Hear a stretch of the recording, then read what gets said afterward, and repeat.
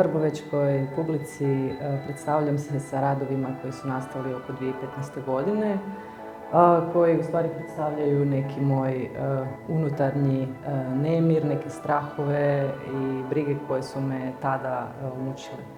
To je bio neki period između majčinstva, između traženja posla, završetka fakulteta u kojem su se, vjerujem, svi pronašli nekad i nekima je taj period možda glatko prošao, nekima nije tako glatko.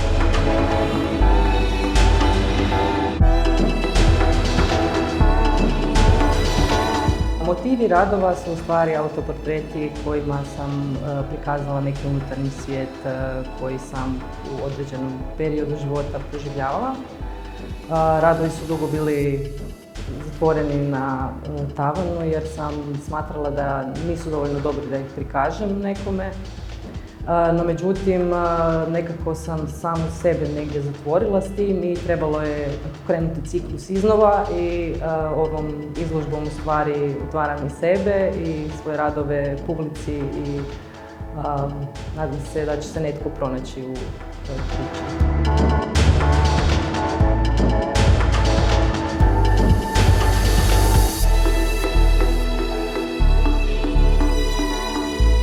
Na izložbi Sanja Tarandek može se vidjeti nekakve emocije s kojima se ljudi svakodnevno bore i svakodnevno poistovjećuju i na neki način ovdje se slikovito mogu poistovjetiti s njima i možda pronaći neki izlaz ili utjehu u umjetnosti.